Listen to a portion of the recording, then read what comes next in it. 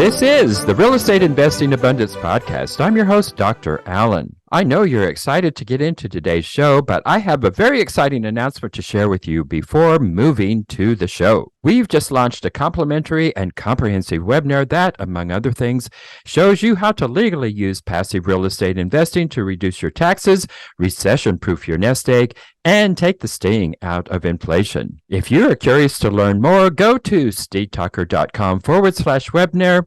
It is complimentary and only takes a couple of minutes of your time. Once again, that is stevetucker.com/webinar. I'll see you in the webinar. Enjoy today's show.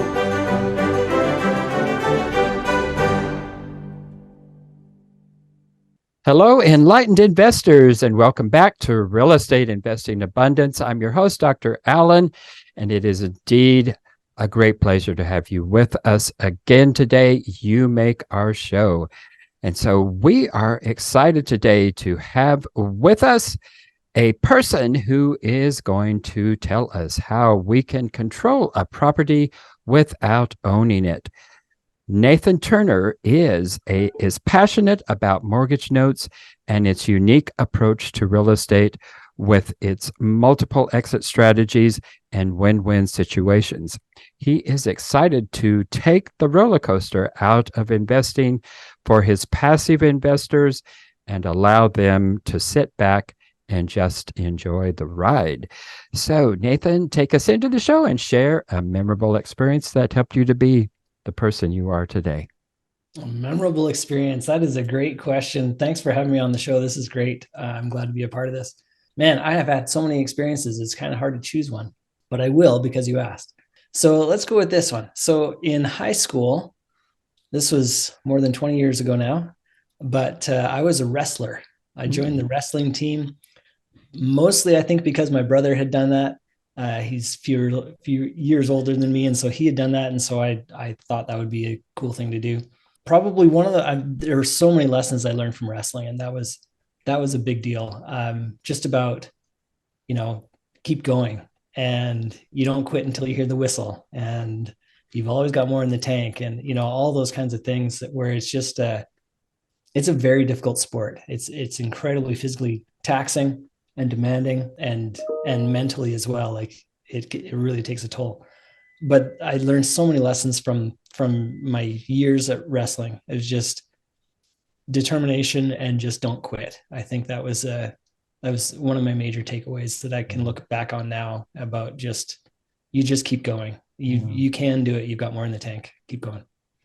Yeah, I have heard that same kind of thing from high school wrestlers, and how in so many ways it changed their lives. Yeah.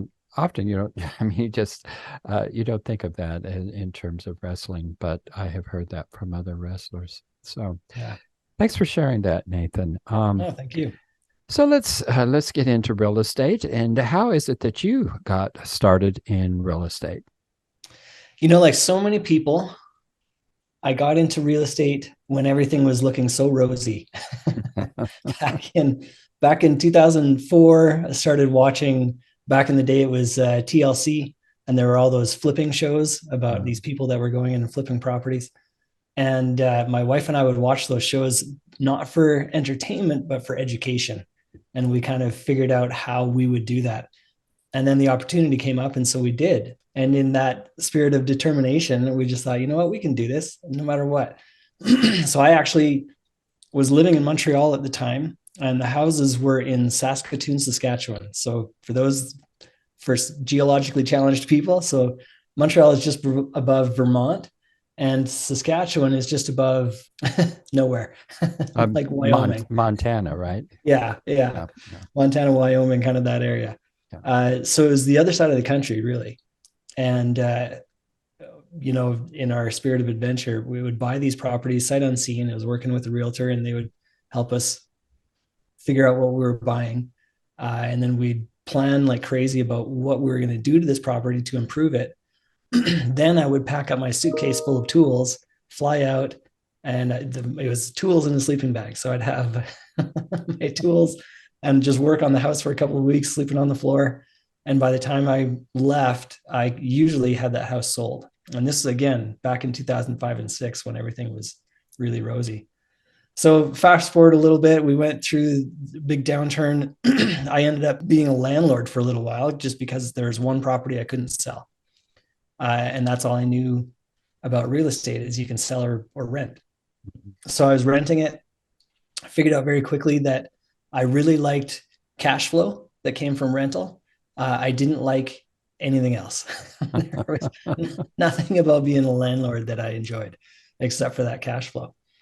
And then fast forward a little bit more, I was introduced to this idea of selling houses on terms, where I had been given a portfolio of properties from a group of investors that got stuck with a bunch of these properties and didn't know what to do with them.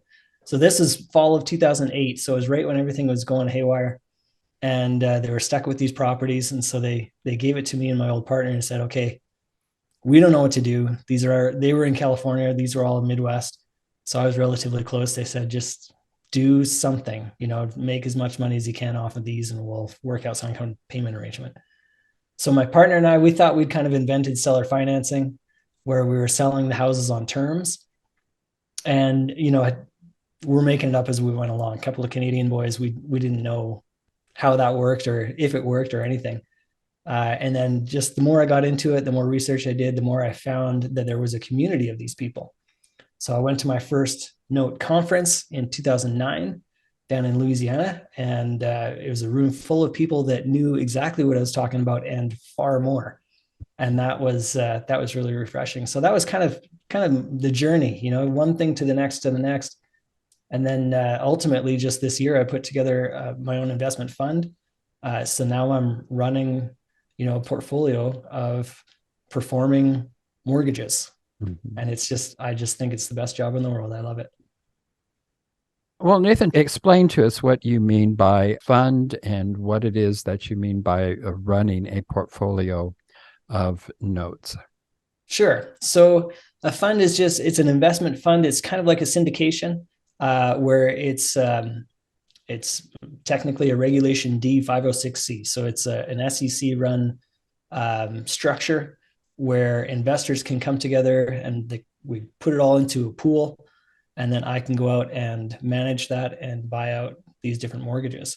So when I'm talking about buying mortgages, so I buy the mortgage on the property, not the property itself. So whoever's living in the house, they went and got a mortgage with Chase or Bank of America or whoever, US Bank, I don't know, whoever, Wells Fargo. The bank at some point decided they wanted to sell the loan. And many people listening to this, they probably experience this where you get a letter in the mail that says, you're no longer paying us, now you're paying somebody else. And it's exactly the same thing. So I'm one of those people where I step in and now I'm the somebody else. So you'll get that letter saying, now you're paying Earnest Investing Fund, Nathan Turner. And if you have any problems, call him. So that's it. So the person living in the house, nothing really changes for them. They still own the house. All the terms that were set up in the original mortgage still stand. Now, instead of paying Bank of America, now they pay me. So that's my job, is to find these and to just kind of manage them. If and when people have problems making their payments, I call them and we work something out. And that's become my job, my livelihood over the last few years. That's interesting. So how do you make money from doing this? So one of the fun things about mortgages is that they're always traded at some kind of a discount. Whoever the seller is willing to discount the total owed to sell it. So let's put numbers in it, just make it easy. So let's say there's a $100,000 balance on your mortgage. The bank then says, you know what, I will accept 80,000 or 75 or 70 or whatever that number is right now, so that I can have that lump sum of cash today versus collecting these payments over the next 20, 30 years. So it's worth it to them to have that money in the bank, all of it, or at least most of it today versus over time. So that's how I do it. So, and then whatever the interest rate is, that's kind of how I calculate my return. So the person who's in the house, maybe they've got an interest rate, if they're doing it today, around 8%. So then I come in and I say, okay, I will buy that $100,000 mortgage, the balance of it I'll give you $80,000 for it. And then because I bought it on sale, instead of collecting 8% as my return, it actually jumps up to something more like 12% return for me. So then I pay my investors and then I keep whatever's left on top of that. And that's how that works.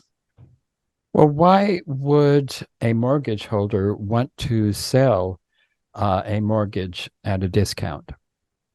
So in the case of a bank, it's mostly just they're looking to recapitalize. They know that they can.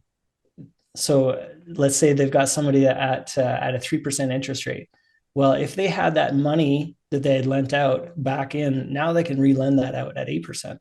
So Mhm. it's worth it to them to sell whatever mortgage they can to get the money back in so that they can go lend it out at a higher rate. Or they'll go and invest it into something else or whatever banks do. In the case of an individual who has just created a mortgage, this happens a lot where somebody has a second property and then they've sold it on terms. They've been collecting payments for a little while. And then whatever, they're tired of it. They don't want to do it anymore. Maybe it's a family member and it gets a little awkward at Thanksgiving. Who knows, whatever it is. Maybe they want some cash today so that somebody's, little Johnny's going to college, or Martha wants to redo the kitchen, or who knows what it is. But for some reason, they would rather have that lump sum of cash today versus over time.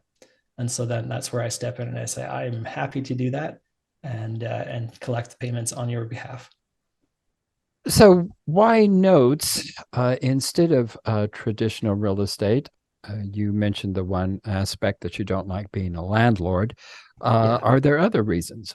Yeah, that's like one of my favorite things is that I don't own the property. So just again to illustrate, to make it a little real, I don't have to fix the roof. I never have to set aside money for repairs to the property.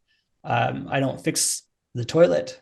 I don't even shovel the walks. None of that is my problem. That's the person living in the house. It's their house. They're the one taking care of it. So that's number one. I really enjoy that. Gosh, there's so many reasons. If somebody is in trouble and they're not able to make payments, I'm not a bank. I'm far more flexible than a bank. So that allows me to talk with the borrower, the homeowner, and say, okay, $800 a month is too much. Could you do $600 a month? And they say, you know what, that would be great. I had lost my job. I got something, some other job to replace that one, but it doesn't pay as well. No problem. So let's have a look at that. And then we can get onto the financial calculator, start plugging in numbers, and whatever works for them and works for me, that's a deal. And then we modify the loan. So those are the new terms going forward. They get to stay in the house. I get to continue making payment or collecting payments. And it's a total win-win. And I really enjoy that. That's a lot of fun for me. And I mean, I could go on and on and on, but we've got limited time on the show. So I don't spend too much time on that, but it's just really rewarding. And I find there are multiple exit strategies versus when I used to just own property. Yeah. Enlightened investors, if you haven't done so already, be sure and click that like button and also click that share so others can take advantage of the content. And finally, be sure to subscribe so you don't miss a single one of our upcoming episodes. Well, I don't know about the tax laws and what have you in Canada, but one of the reasons that people like to purchase property are because of the fantastic tax advantages Yes. that don't necessarily come with the notes. And interest is taxed at, well, it's taxed as capital gains, but it's taxed at a fairly significant rate. Yeah. So how do you make up for that advantage? That's a great point. And, so I'm going to point out two negatives with note investing. Number one, the taxes, like you mentioned. Number two, I don't own the property. Therefore, that means that at the end of the loan, let's say it's a 30-year loan and I collect on that for the next 30 years. At the end of that 30 years, I don't have a property. So there's nothing backing that when I'm done. Now the person now owns the property free and clear. The trade-off is that I haven't had to deal with any of the headaches along the way, but that's going to be up to the individual to see if that's something you want to do or not. Now for the taxes, what I would say for that is you can still buy notes in your IRA. So you can still make all of the money that you would make in your IRA tax free as it grows. and that it's a fantastic vehicle for your retirement income. Yeah. You talk about the fund, and you said it was a 506C. So that is implying to me that it has to be an accredited investor to invest with you. Is that correct? That's right. Yeah. And is there a minimum investment that you require? Yeah. For us, it's a minimum $50,000 investment, maximum 1 million. It's a relatively small fund, just $5 million, and nobody can own more than 20%. So that's where the 1 million comes from. That's what I mean. Okay. What happens if someone stops paying their mortgage? Yeah, and that's one of the most common concerns, and it's one that I certainly share and used to share, I should say. When I first heard about this whole opportunity, that is the first thing that came to my mind. Well, that sounds great. But what happens when they're not paying? Then isn't it just worth nothing? Not really, because the property is the collateral. So in that example we were talking about before, the balance on the house was maybe $100,000. The property value is maybe 125, 150, 200,000. It really depends. But in any case, even if the value of the property was say 125, I already bought it for about 80 or 70 or something like that at some kind of a discount. So my investment to the value of the property is really low. So we're very well protected in case of whatever. They stop making payment, the market can go down. I'm still well protected in that situation. So it's a very, very well secured investment. Mhm. So even in that scenario, if you have to go to that length of foreclosure, which you already mentioned you prefer not to, Mm-hmm. and you prefer to really make attractive terms to help the homeowner to stay in their homes. But if you have to go through that foreclosure route, you do have a number of exit strategies, it seems to me. Can you tell us about what those are? Yeah, it's great. And this is where it gets more fun. So number one, yeah, I want to keep them in their house, not just because it's a good thing to have happen. And it is. I would much rather have somebody stay in their home. But it's actually far more attractive to me to have them stay there and just continue to make payments. I don't want to deal with a house. I don't want to have the responsibility of fixing the roof or those kinds of things. It's just not something I'm actively looking for. So number one, we try to modify, and that modification can take so many different faces that we have all kinds of room to look and see what we can do. So that more than 90% of the time, we can do some kind of modification and get them back on track. If that's not possible, like for example, maybe they passed away.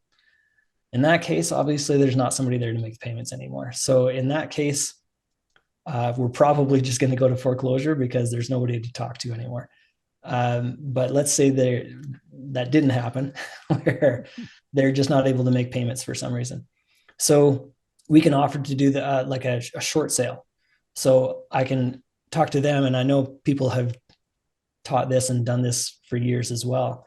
I'm the bank in this situation, and I'm actually encouraging them to go and sell their property and use whatever money. The house is worth 125,000.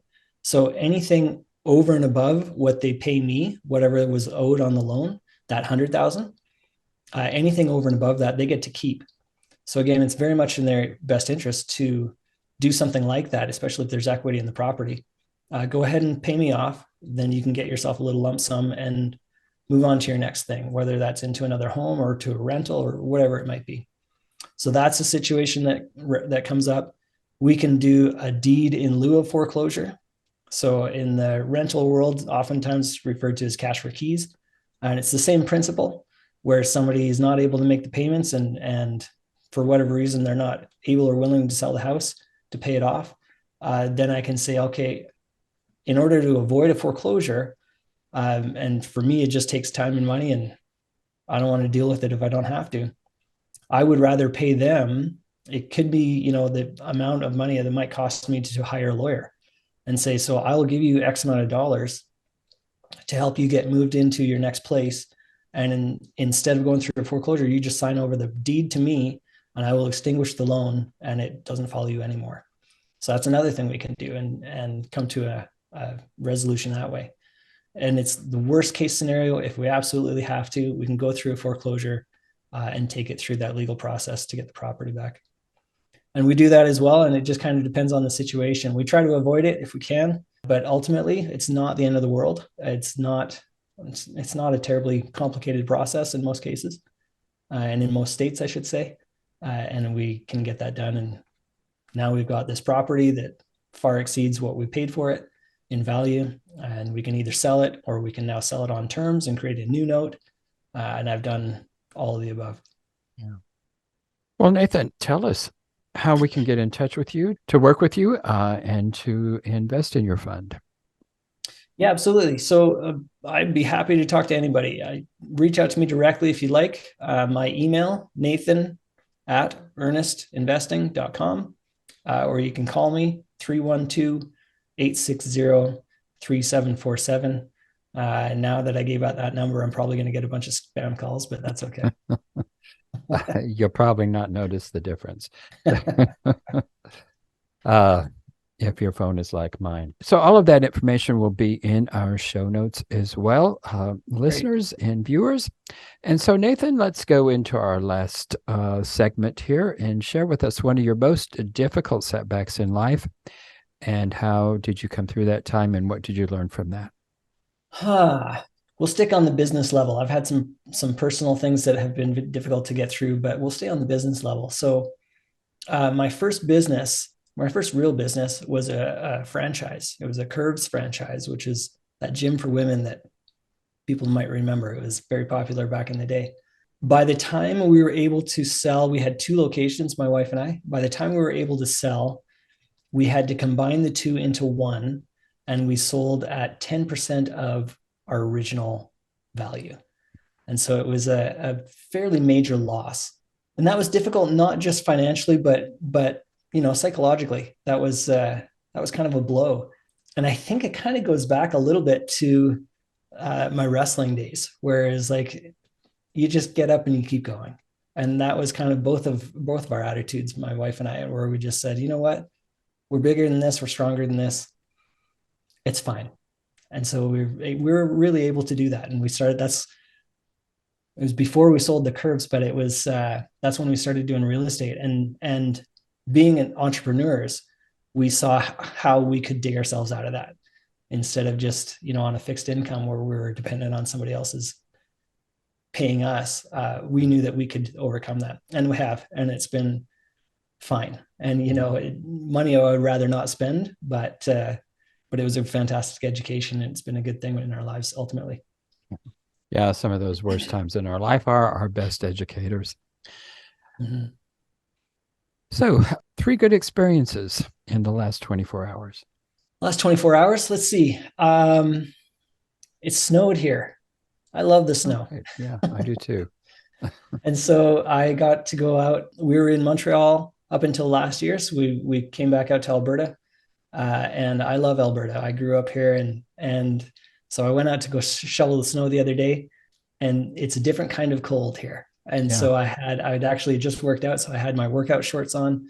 I was below freezing, and I just had a jacket and my toque.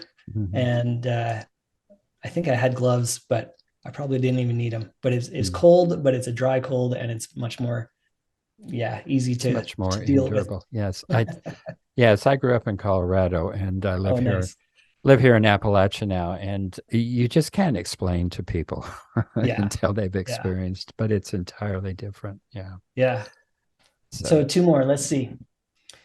Yesterday, it was a very busy day where I was just on the phone all day, and it was actually great. It was just one call after another, and talking to potential investors and talking to friends that I haven't connected with for a while, and just catching up, finding more deal flow for myself as well as these potential investors. So that was a good day, very productive and very meaningful, just catching up with everybody.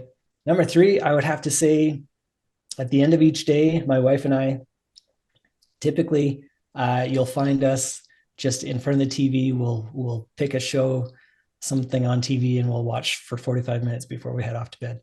And it's just nice. It's a good time for us just to unwind and hang out together. Well, wonderful. Well, how are you putting your success as an entrepreneur and investor to work to create universal well-being? Well, great question. We actually just are in the very final stages of opening up a nonprofit, which is very exciting. And the goal of the nonprofit is to be able to provide low income housing for people all over the state of California. So we're taking advantage of a program that's there that allows us to be able to help out in that way, and we're very happy about that. Well, wonderful. Well, I imagine you have come to the end of your life, and as you lay on your deathbed, what do you look back on with your greatest sense of joy and fulfillment? Oh boy. So I've got 3 kids. They're 14, 16, and almost 18. And so far, so good. They're really fantastic kids. I anticipate that, 40 years from now, 50 years from now, when I'm on my deathbed, that I will continue to be very proud of them and how they have. Right to now, I see a very bright future for them, for all of them, and it's rewarding to know that I've hopefully done something right. I've taught them something that has helped them to become better people. Well, Nathan, it's been wonderful having you. Thank you so much for being with us today. My pleasure. And enlightened investors, as always, it was a delight being with you. Thank you for being with us. And please take a moment to like, share, and please comment. We love to hear from you. Also subscribe, and please go to Apple Podcast and leave us a rating and a review. Until next time, enlightened investors, live abundantly, and we'll see you in the next episode. Enlightened investors, wait, don't go just yet. I just want to remind you about our recently launched webinar that you will not want to miss. If you're at all curious and would like to learn more about how real estate investing can diversify your investment portfolio, alleviate the anxiety associated with Wall Street swings, leverage your 401ks and IRAs to substantially increase the return on your investment, and do all of this with turnkey, hands-off passive real estate investments, then you'll want to immediately go to stevetalker.com/webinar. In the webinar, we'll also address the common dubious investment schemes that you want to avoid. To access the webinar, go to stevetalker.com/webinar. I look forward to seeing you in the webinar. Thank you for tuning in to Real Estate Investing Abundance, brought to you by Steve Talker Capital, a company working for passionate professionals like you to develop financial independence built on solid, passive real estate investments. As part of our efforts to make the world a better place, Steve Talker Capital contributes to activities and organizations committed to better understand the equine. These endeavors attempt to enhance the human treatment of horses worldwide. Steve Talker Capital, working for a world where all creatures, great and small, flourish abundantly. For resources to develop your financial independence, connect with us at stevetalker.com.